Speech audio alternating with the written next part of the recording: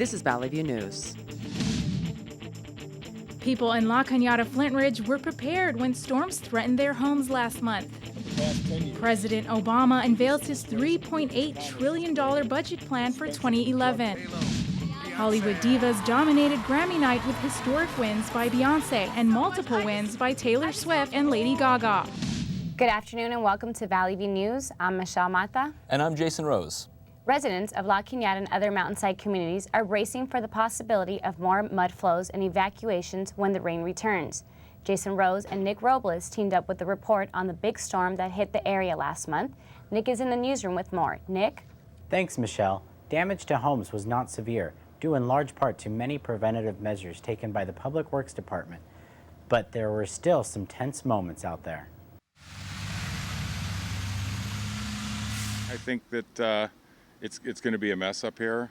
Floods, rain damage, just runoff, everything. Yes, everything. Expected heavy rains brought emergency crews to the Paradise Valley neighborhood of La Cañada Flint Ridge. Residents are preparing for mudslides that could destroy their homes.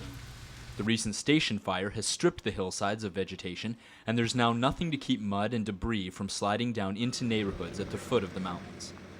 County Department of Public Works crews have brought heavy earth-moving equipment and are clearing what has already slid down the mountain when the rains began, and they're preparing for more.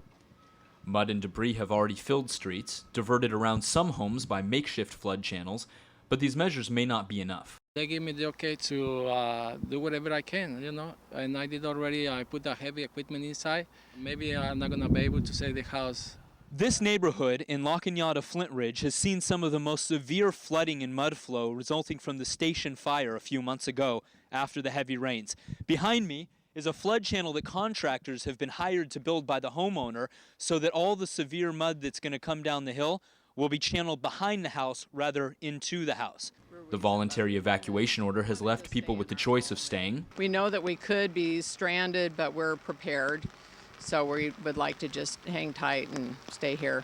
Others are choosing to do what they can for their homes and leave. So we'll see. Hopefully, it won't be that long.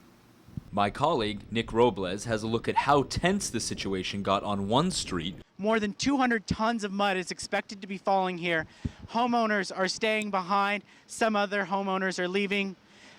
There is a voluntary evacuation put into order, which took effect at 9 o'clock. We have to, err on the side of caution. Residents say the Public Works Department are the real heroes of these rainstorms. They were racing against the clock, installing K-rails to act as retaining walls, and removed hundreds of tons of mud and debris that had the potential to harm residents and destroy homes. We can't stop it. It's just coming, and we'll take care of it. The evacuations were a measure authorities saw as necessary, but in the end, damage didn't become as extensive as expected. Nick Robles, Valley View News. California's worst series of storms in recent history has forced thousands out of their homes and caused millions of dollars worth of damage in the Los Angeles area alone. Valley View News' Sean Weissman reports on the rain's effect on Southern Californians. Residents in areas affected by the station fires several months ago were again told to evacuate, this time due to mudslide warnings. Homeowners in this area of La Cañada Flint Ridge have been placing barricades and putting up support structures to protect their property, but still they have to leave, taking only what they need. We're packing some important things for me. It's my medicine and clothes. That's all. Officers were patrolling the area, urging any remaining residents to leave their homes until the storms passed. Volunteers and a bulldozer were also on hand to assist residents and keep the streets clear of any major debris. It's a mandatory evacuation. If they do not want to evacuate, they have to sign a form. We're letting some cars through now because they're getting their personal belongings, and then they'll be leaving. Red Cross Public Information Officer Mary Shander says the Red Cross is prepared with food, shelter, and medical care at locations like this one at La Cañada High School. We can provide a place if they just need to come in and sit down for a minute and just try to think through what they're going to do next. The aid available hasn't been used much. Not a surprise to the volunteers due to the advance warning that was given, and because most of the people in the area have gone through evacuations before. Residents like Hayden Carney are fortunate enough to be able to stay with friends until the weather improves and the danger of mudslides is over.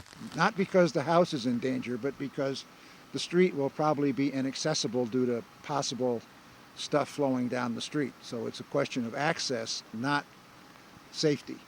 The Los Angeles County Department of Public Works says that the storms have displaced thousands, and the water collected in the reservoirs from the rainfall will be enough for over 100,000 families for a year. This is one of many police command posts where officers and volunteers are working together to make sure that residents of the area are evacuated safely. Officers say that residents should be able to move back to their homes within a few days, depending on the amount of rainfall. In La Cañada, I'm Sean Weissman for Valley View News.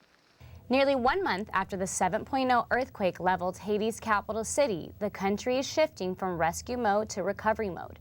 The death toll is nearing 200,000 and hundreds more have been left homeless. Alan Carter reports on how the devastation in Haiti could be foreshadowing for people in Los Angeles.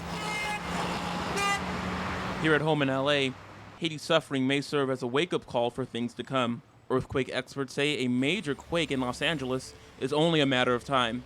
The forecast is that, yes, there will be damaging earthquakes in Southern California. It's not a question of if, but when. And it could be an even larger earthquake than the magnitude 6.7 quake that struck Northridge in 1994. That quake killed 57 people and caused 9,000 injuries.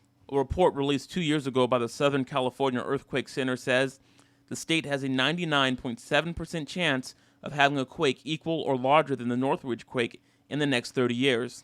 But while the big one may be inevitable, mass catastrophe is not. Jeff Edelstein is the owner of SOS Survival Products in Van Nuys. He says surviving an earthquake is all about preparation. 3 days, 7 days, 3 weeks, a month, even up to 2-3 months. Have enough water and food and emergency supplies to sustain yourselves or your family. Edelstein's store carries a variety of supplies that people can stock up on in case of emergency. Food, tubs for liquid, flashlights, toilets, and even some of the sweeter things in life. Everything a person would need to create a survival stockpile or just a small emergency kit in case of a natural disaster. For those that don't want to put together their own bag, they can purchase an emergency survival kit. It comes with all the essentials that one would need in case of an earthquake, including a first aid kit, water, and what kit wouldn't be complete without duct tape. The problem is that people don't take the time to get prepared until a major event happens like the one in Haiti, or until it's too late. Unfortunately, it takes an event to get people thinking about preparedness. Local disasters, the Northridge quake, people's houses were destroyed. Oh, maybe now I should get prepared. Experts say that while a major earthquake in Southern California may not be as devastating as what happened in Haiti, there will still likely be casualties and major disruptions.